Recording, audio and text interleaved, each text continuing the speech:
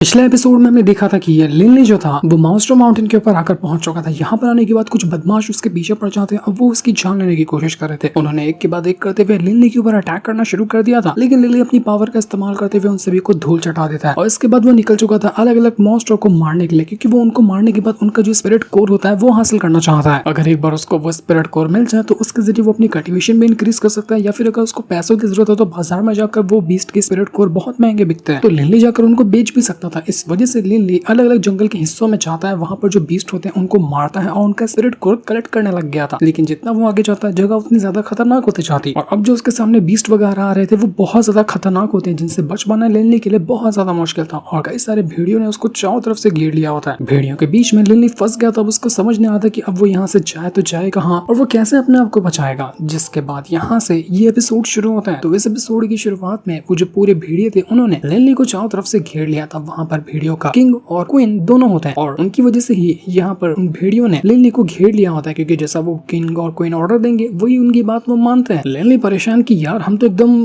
Out number हो गए, यहाँ पर तो जितने भी भेड़िए वो इतने ज्यादा हैं कि हम तो मुकाबला इसका कर ही नहीं पाएंगे। उसका बीस्ट जो था वो भी परेशान हो चुका था कि तुम सच कह रहे हो, हम तो बुरे फंसे यहाँ पर। इसके बाद देखते देखते जितने भी भेड़िए थे उसने एक साथ लिनली के ऊपर अटैक करना शुरू कर दिया था। एक के बाद एक करते हुए कई सारे भेड़िए आते हैं लिनली को मारने के लिए, लेकिन लिनली भी अपनी पावर का इस्तेमाल करता है, अपने एलिमेंट की पावर को यूज करता है और उसके जरिए कई सारे अटैक वो तैयार करता है उन भेड़ियों को मारने के लिए। जितनी भी उसके पास एलिमेंट की पावर थी और जितनी भी वो अटैक अभी सीख कर आया था वो सबका इस्तेमाल कर लेता है। जमीन से स्टोन बाहर निकालना, अपने हाथों से स्लैश बनाना, और जिस तरह के उसको अटैक आते थे वो हर एक अटैक का इस्तेमाल कर चुका था बस यहाँ पर उन भेड़ियों को मारने के लिए। लेकिन जितना वो भेड़ियों को मारता, भेड़िए वहाँ पर दो चार तो नहीं थे, इसलिए लिनली को पता था कि यहाँ पर बचने का सिर्फ एक ही रास्ता है कि मैं यहाँ से भागूं। तो वो वहाँ से भागने की कोशिश करता है। जाहिर सी बात है भेड़िए तो उसके पीछे आएंगे, तो भागना भी उसके लिए आसान नहीं था। वो जितना भागता भेड़िए उसका पीछा करना शुरू कर देते हैं, और भेड़ियों से तेज तो वो जल्दी भाग भी नहीं पा रहा था। इस वजह से जहाँ पर भी वो जाता वहां पर वो भेड़िए आकर उसकी वाट लगाने की कोशिश करते हैं। जिस तरह के लिनली के पास अटैक थे उसी तरह के अटैक वो भी इस्तेमाल कर रहे थे, और उस अटैक का इस्तेमाल करते हुए वो लिनली को मारने की कोशिश करते हैं। लिनली चारों तरफ से फंस चुका था, लेकिन फिर भी वो यहाँ पर कहता है कि सिर्फ स्पीड ही हमें यहाँ पर बचा सकती है। अगर स्पीड से हम यहाँ से निकल गए तभी हम बच पाएंगे, वरना बचने के चांसेस नामुमकिन के बराबर है। तो लिनली अपनी रफ्तार को बहुत ज्यादा तेज कर लेता है और सीधा एक खाई से जाकर नीचे कूद गया था। नीचे कूदने के बाद भी वो नहीं रुकता। यहाँ पर भी वो अपने स्टोन एलिमेंट की पावर को यूज करते हुए वो कई सारे नुकीले पत्थर बनाता है, उसके जरिए वो अटैक कर रहा था। लेकिन भेड़िए यहाँ तक भी उसका पीछा नहीं छोड़ते। वो जहाँ पर जा रहा था वहां आके वो उसके पीछे पड़ जाते हैं। लिनली ने अपनी स्पिरिट को भी समन कर लिया था, जो कि इससे पहले उसने बैटल के दौरान समन किया होता है, और उसका इस्तेमाल करते हुए अब यहाँ पर उसको एक बैकअप साथी मिल गया था, क्योंकि अब लिनली पहले अकेला था लड़ने के लिए, लेकिन अब यहाँ पर उसकी स्पिरिट आ चुकी थी आर्मर वाली, तो वो भी यहाँ पर भेड़ियों को पकड़कर मार रही थी। ये दोनों वन मैन आर्मी की तरह इस्तेमाल कर रहे थे अपने आप को, और फिर भेड़ियों के साथ फाइट कर रहे थे। बैटल इतना इंटेंस हो जाता है कि पूरा जंगल यहाँ पर टूटने फूटने लग गया था। लेकिन भेड़ियों को तो न जाने कौन सा नशा हो गया था, वो डर भी नहीं रहे थे और वो भाग भी नहीं रहे थे, मानो कि वो अपनी जान देने के लिए तैयार है, लेकिन यहाँ से भागेंगे नहीं। जब उनके इलाके में कोई घुस गया है तो यहाँ पर वो अपने कदम पीछे कैसे कर सकते हैं। इसलिए उनको थ्रेट महसूस हो रहा था कि अगर लिनली यहाँ पर आ गया ना तो ये हमें नुकसान पहुंचा सकता है, इसलिए मरना बेहतर है, लेकिन यहाँ से भागना बेहतर नहीं है। यही वजह थी कि लिनली को उनसे मुकाबला करने में बहुत दिक्कत आ रही थी, और इतनी ज्यादा फाइट करने के दौरान वो यहाँ पर इतना अपनी एनर्जी को खो देता है कि अब ज्यादा टाइम तक अपने स्पिरिट को भी समन नहीं कर पा रहा था। इस वजह से लिनली बुरी तरीके से वहां पर फंस जाता था। वो ओल्ड मैन जो होता है वो यहाँ पर लिनली को गाइड कर रहा था और कहने लगा कि तुम्हारे पास जो रिंग है ना जो मैंने तुम्हें दिया था जोधन थी, उसका इस्तेमाल करो, उसको अपने फिंगर में लगा लो। तो जैसे लिनली यहाँ पर उस फिंगर में उस रिंग को डालता है, अचानक में उसकी पावर बहुत ज्यादा इंक्रीज हो चुकी थी, और जितना वो खुद को भी कमजोर महसूस कर रहा था वो सब कुछ रिकवर कर लेता है। रिकवर करने के बाद ही वो एक के बाद एक करते हुए बहुत सारे अटैक देकर मारता है। उस फिंगर के अंदर बहुत ज्यादा हाई अमाउंट में स्पिरिचुअल एनर्जी भरी हुई थी, जिस वजह से लिनली का यहाँ पर फाइट कर पाना पहले से बहुत ज्यादा इजी हो चुका था। और अब तो वो यहाँ पर इतना बेरहमी से मारता उन भेड़ियों को कि एक मिनट के अंदर वो कम से कम 15-20 भेड़िए मार चुका था। और अब वो फाइनली जाकर लग रहा था कि वो भेड़िए सरेंडर कर रहे हैं। उनकी हालत खराब हो गई थी, और वो सरेंडर ना भी करे तो भी फर्क नहीं पड़ता। आधे से ज्यादा भेड़ियों को लिनली ने बस 1 मिनट के अंदर ही खत्म करके रख दिया था, और अब यहाँ पर उसको सांस लेने का मौका मिलता है, वरना तो उसको लग गया था कि भाई मैं तो मरने वाला हूं, इतने भेड़ियों का मुकाबला कैसे ही होगा। लेकिन यहाँ पर सही टाइम पर आकर ओल्ड मैन ने उसकी हेल्प की, उसको गाइड किया, तब जाकर वो अपने आप को बचा पाया, वरना आज कुछ अनहोनी होना तय था। तो इतनी फाइट करने के बाद लिनली वहां पर सांस में सांस लेने के लिए बैठ जाता है। वो उस ओल्ड मैन से कहना चाहता है कि ओल्ड मैन अभी क्या हुआ था, वो रिंग था क्या जिसको पहनते साथ ही मेरे अंदर इतनी ज्यादा पावर का मतलब कि ज्वालामुखी फूटने लग गया, अचानक में मैं इतना ज्यादा स्ट्रॉन्ग कैसे हो गया। पहले तो मुझे इसके बारे में नहीं पता था कि अगर मैं इस फिंगर में अपनी रिंग को डाल लूं तो मैं इतना ज्यादा स्ट्रॉन्ग हो जाऊंगा, या फिर हुआ तो हुआ क्या मेरे साथ। ओल्ड मैन कहता है कि अरे यही तो फायदा है इस रिंग का, जब ये रिंग अपने किसी मास्टर के ऊपर देखती है खतरा आने वाला है तो ये अपने मास्टर की पावर को काफी हद तक बढ़ा देगी। तुम्हारी खुद की जो स्पिरिचुअल एनर्जी है उसका इस्तेमाल कम करेगी, लेकिन अटैक बहुत ज्यादा डेंजरस करेगी। 6 गुना तक के कम तुम्हारी खुद की स्पिरिचुअल एनर्जी का इस्तेमाल करते हुए उससे भी कहीं गुना ज्यादा स्ट्रॉन्ग ये अटैक तैयार कर सकती है। वरना ऐसा अटैक करने जाओगे तो तुम अपनी खुद की एनर्जी गवा दोगे, लेकिन अटैक ढंग से नहीं कर पाओगे। लेकिन ये रिंग जो है ये तुम्हारी हर चीज में हेल्प करेगी, तो हमेशा इसको अपने पास ही रखना।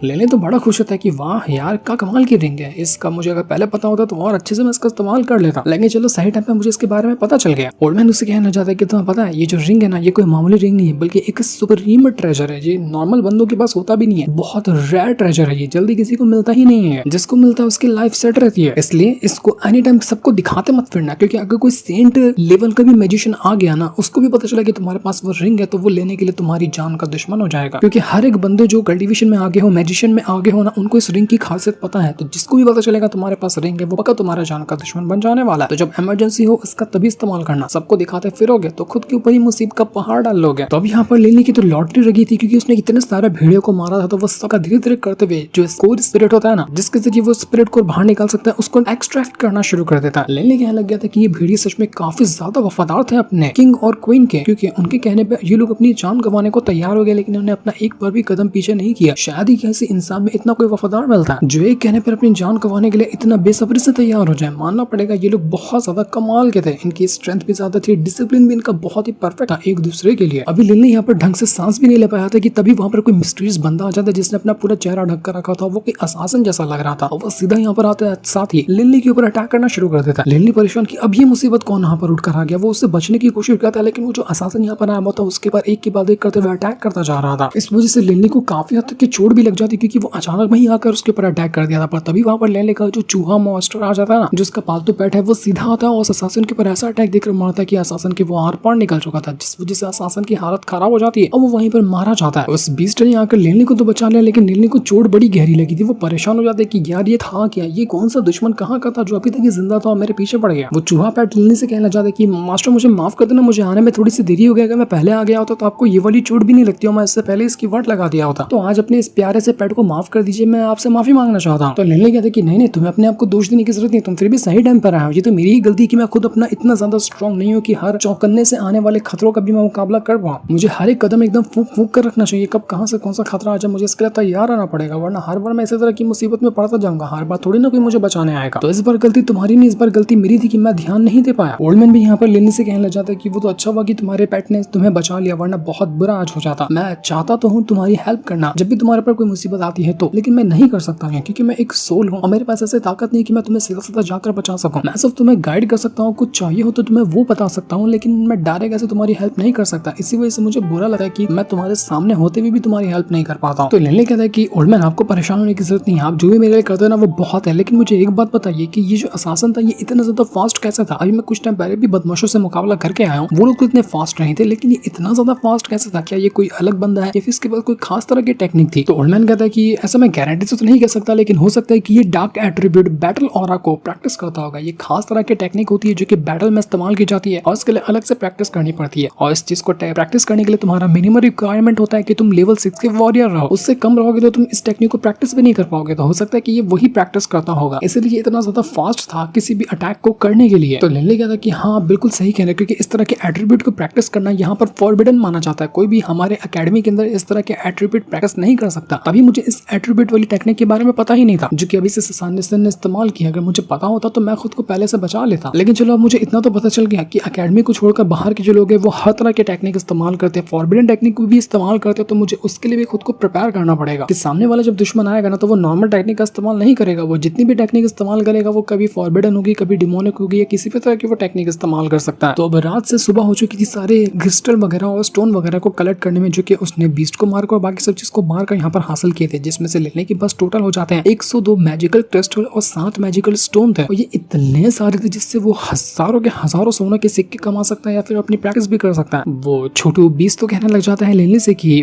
बॉस आप इनका क्या करने वाले हो, इनको जब बेचोगे स्कोर वगैरह को तो इसके बदले क्या खरीदोगे? मैं तो सोचता हूँ कि पैसे खरीद लेते हैं, पैसा उड़ाएंगे मस्ती करने में। क्या कहते हो? आइडिया कमाल का है ना, आपको क्या चाहिए इन पैसों के बदले? तो लेने कहते कि तुमने बात तो सही कही, क्योंकि इसको बेचकर हमें पैसे तो बहुत सारे मिलने वाले हैं। अगर मैं अंदाजा लगाऊं तो करीब करीब 15,000 सोने के सिक्के सिक्के तो आराम से मिलेंगे। लेकिन लिली को इस बात का भी अफसोस था कि इन सारे को कलेक्ट करने में कितने सारे लोगों की जान गई, क्योंकि जितने भी बदमाश वहाँ पर आए हुए थे उनके पास भी कई सारे स्टोन वगैरह थे, तो उनसे भी लिली ने इन सभी को उठा लिया था। अब वो बदमाश जो थे उन्होंने कितने लोगों को मारकर वो स्टोन कलेक्ट किए होंगे उसका हिसाब भी नहीं था। तो इतने ही कलेक्ट जो किए हैं लिली के पास मौजूद है 100-110 के आसपास, उसको ही कलेक्ट करने में कम से कम 100-200 लोगों ने तो अपनी जान गंवा ही दी होगी। ऐसी चीज का लिली को थोड़ा सा अफसोस भी लग रहा था, लेकिन वो खुश भी था कि चलो मेरे फायदे के तो काम आ गई सारी चीजें। भले से मैंने यहाँ पर लोगों को ना मारा हो, लेकिन फायदा तो मेरा हो गया ना, ये तो अच्छी बात है मेरे लिए। पर अब दिक्कत ये है कि अभी यहाँ से बाहर निकलना भी उतना आसान नहीं है। अभी भी यहाँ पर और सारे खतरे होंगे जिनके बारे में कोई नहीं जानता, क्योंकि अभी तक मैंने मॉन्स्टर माउंटेन को अच्छे से एक्सप्लोर किया ही नहीं। यहाँ पर और भी कई सारी जगह जिसको एक्सप्लोर करना बाकी है। तो उसका पेट उससे कहने जाता है कि बॉस आप फिक्र काहे को करते हो, मैं हूं ना आपके साथ। जब मैं आपके साथ हूं तो आपको किसी भी चीज की टेंशन लेने की जरूरत नहीं है, हर चीज में मैं आपका ख्याल रखूंगा। तो लेले भी कहता है कि हाँ मुझे तो तुम्हारे पर पूरा भरोसा है कि जब तुम मेरे साथ हो तो मुझे किसी भी चीज से डरने की या फिर कोई भी खतरे से मुझे फिक्र करने की जरूरत नहीं है। तो चलो आप चलते हैं और जगह को एक्सप्लोर करना है। तो इसके बाद दोनों वापस से यहाँ से आगे बढ़ना शुरू कर देते हैं। और अभी भी मॉन्स्टर माउंटेन बहुत सारा बाकी था, जिन इलाकों को एक्सप्लोर करना भी बचा ही हुआ था। तो लिली और उसका पेट दोनों धीरे धीरे करते हुए आगे बढ़ते जा रहे थे। लेकिन जब वो आगे बढ़ते और नए इलाके में आते हैं तो उस इलाके का जो बीस्ट होता वो भड़क जाता है किसी अजनबी इंसान को यहाँ पर देखा। इस वजह से वो सीधा अटैक करने के लिए आ जाता। तो अब जिस इलाके में लिली आया था वहाँ पर कई सारे जंगली सुअर होते हैं, और अब वो लोग यहाँ पर लिली को देखकर भड़क चुके थे कि ये हमारे इलाके में क्या करने के लिए आया है। इस वजह से वो लिली के ऊपर अटैक करने के लिए पहुंच जाते हैं, पर लिली भी यहाँ पर अपनी पावर का इस्तेमाल करता है और एक के बाद एक करते हुए कई सारे अटैक देकर मार देता है वो उन्हीं सुअर के ऊपर, जिस वजह से उनकी हालत खराब हो चुकी थी। और उनको मारने के बाद लिली उनका भी बाद में चलकर क्रिस्टल तो निकाल ही लेगा, लेकिन तभी लिली को ऐसा महसूस होता है कि यहाँ पर कोई ना कोई तो मौजूद है। वो कहता है कि कौन है यहाँ पर, जल्दी से बाहर निकल कर। तो अब जैसे यहाँ पर लिली ने आवाज लगाई थी वहाँ पर एक बंदा बाहर निकल कर आता है, जो कि वही वॉरियर था। जब लिली को अपने क्लास का एक स्टूडेंट यहाँ पर मिला था ना, जब पहली बार मॉन्स्टर माउंटेन पे आया था, उसके कुछ साथी थे, तो उन्हीं में से एक साथी यहाँ पर होता है। वो लिली को देखकर पहचान लेता है कि अरे लिली तुम अभी तक जिंदा हो, ये तो अच्छी बात है। लिली भी उसको देखकर हैरान था कि ये तो अच्छी बात है कि तुम भी अभी तक जिंदा हो, वरना मुझे तो लगा कि जब तुम्हारे साथी मर गए तो उसके साथ तुम भी मर गए होगे।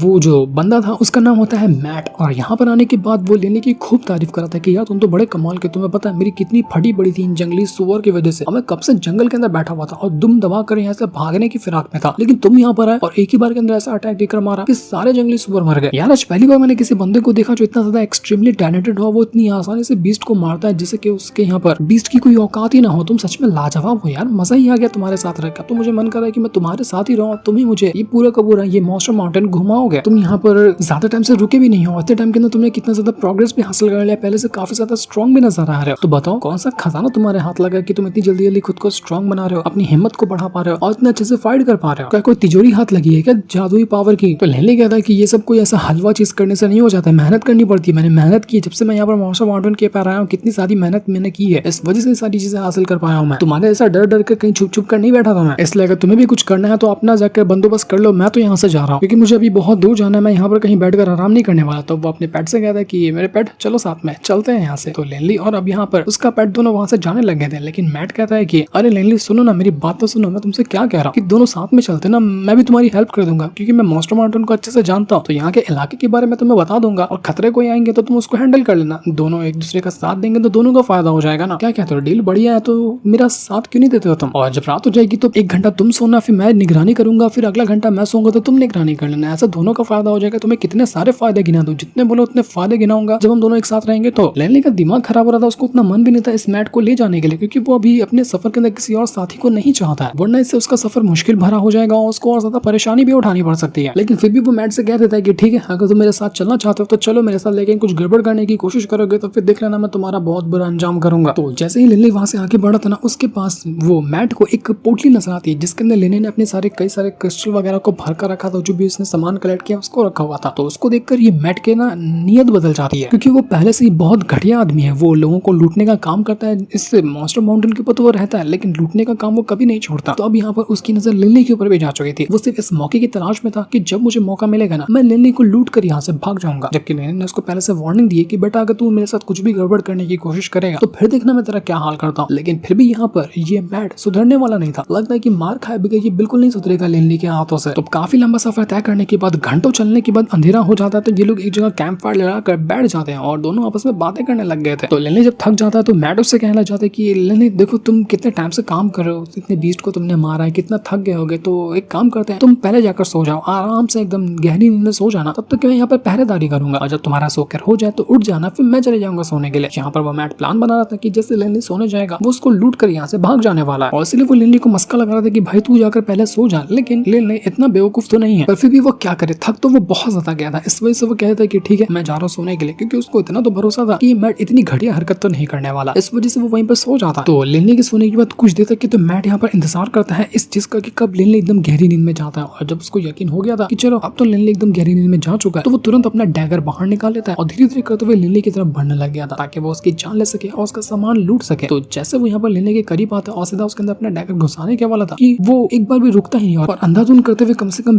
10-15 बार वो डैगर घुसा चुका था वहीं पर चादर के ऊपर। उसको लगा था कि मैंने लिनली को मार दिया, लेकिन जब वो ये देखता है कि खून तो भारी नहीं निकल कर आ रहा, तब उसको पता चलता है कि लिनली तो पेड़ के ऊपर बैठा है और जिसको उसने मारा है वहां पर कुछ सामान रखा हुआ था और उसी के ऊपर लिनली ने चादर उड़ा दिया था, क्योंकि उसको मैट के ऊपर पूरा भरोसा था कि कोई ना कोई रात में हरकत करेगा। इस वजह से लिनली 2 कदम आगे था उससे और अब यहाँ पर उसको मैट की सच्चाई पता चल चुकी थी। ये देखकर मैट का दिमाग खराब हो जाता है, वो कहना चाहता है कि अरे यार गड़बड़ हो गई, अब तो लिनली मेरी सच्चाई जान लिया। वो बहाना मारते हुए लिनली से कहता है कि अरे बड़े भाई यहाँ पर ना वो कीड़ा आ गया था, तो मैं सोचा कि उस कीड़े को मार देता हूँ, तो वही मारने के लिए मैं अपना डैगर बाहर निकाला था। देखो मैं यहाँ पर कुछ भी कर नहीं रहा था, तुम उल्टा पुल्टा समझना नहीं, मैं बस यहाँ पर तुम्हें बचाने की कोशिश कर रहा था। ये सारी एक मिसअंडरस्टैंडिंग है, तुम्हें गलतफहमी हुई है, जैसा तुम देख रहे हो ना उसका सच्चाई से कोई वास्ता नहीं है। लेकिन लिनली समझ चुका था कि ये तो आज बचेगा नहीं, मैं उसको छोड़ने वाला नहीं हूँ। जब उस मैट को भी पता चल जाता है कि लिनली समझ चुका है, उसको उसके ऊपर भरोसा नहीं हो रहा था, वो तुरंत यहाँ पर अपने डैगर के जरिए लिनली को मारने की कोशिश करता है, पर अब लिनली यहाँ पर रुकने वाला नहीं था। वो सीधा अपने पावर का इस्तेमाल करते हुए मैट को खूब मारता है और उसका डैगर उसके गर्दन के ऊपर रख देता है कि चल अब बोल, अब तू यहाँ पर क्या करने वाला, अब तो तू कहीं नहीं जा सकता, ना तो बच सकता है, अब तो मैं देखो कुत्ते की मौत मारने वाला। तो वो मैट कहता है कि सॉरी भाई गलती हो गई, मुझे माफ कर दे, मैं वापस ऐसी गलती नहीं करूंगा।